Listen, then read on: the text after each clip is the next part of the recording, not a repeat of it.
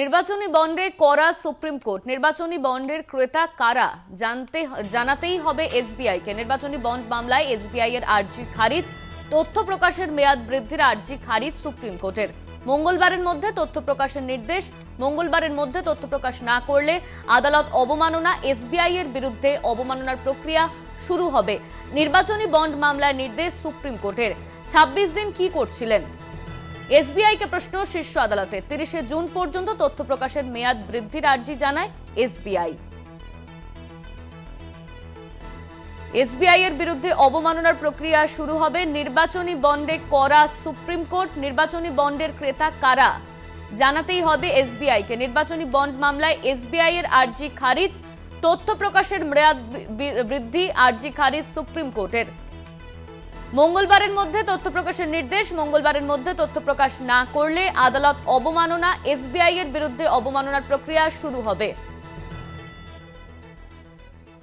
আমাদের সঙ্গে এই মুহূর্তে রয়েছে আমাদের পলিটিক্যাল এডিটর আশিস চ্যাটার্জি।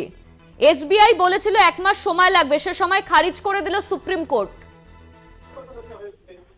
হ্যাঁ, এটা তো সকালবেলা আমরা জানতে পেরেছি যে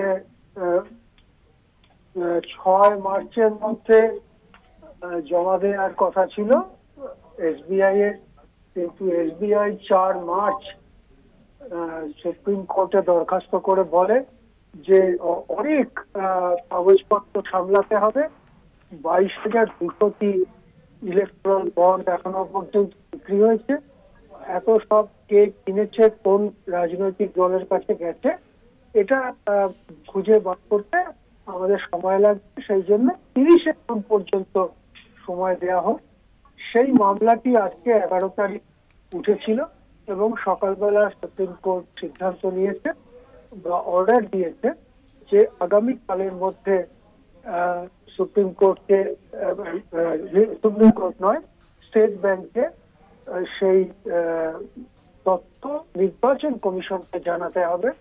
নির্বাচন কমিশন সেই তথ্য 15 মার্চের মধ্যে জানাবে আম জনতাকে, সাধারণ মানুষ, আপনি সবাই জানতে পারবো। এখন দেখার হচ্ছে যে একটা দিনের মধ্যে, মানে কালকে কাজের সময় শেষ হওয়ার আগেই, বিকেল 5টার আগেই স্টেট ব্যাংক এই তথ্য দিতে পারে কিনা।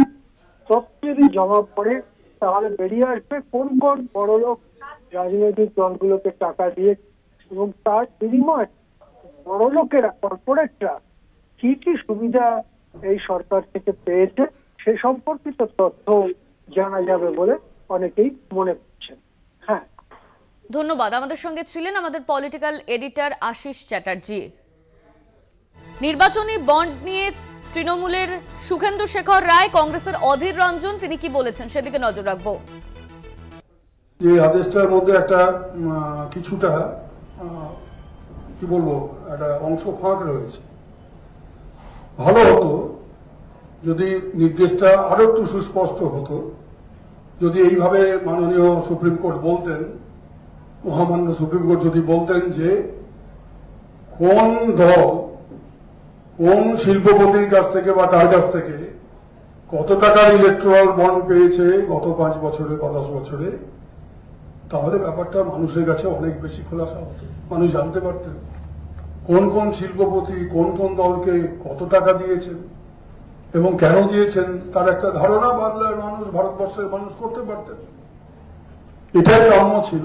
আমরা আশা করেছিলাম যে ইলেকট্রাল বন্ডকে অসাংবিধানিক যখন সুপ্রিম কোর্ট ঘোষণা করলেন, তখন এই বন্ডের যেমন কোনো আর মেয়াদ রইল না, জীবন রইল না, তাহলে মরাটাকে পুরোপুরি পোস্টমর্টেম করে সব বের করে দেখিয়ে দেওয়া যে কারা কোথা থেকে কার কাছ থেকে টাকা পেয়েছে, এবং তাতে বোঝা যেত যারা টাকা দিয়েছেন যে দলকে, তার বিনিময়ে কোথাও কি কিছু পেয়েছেন।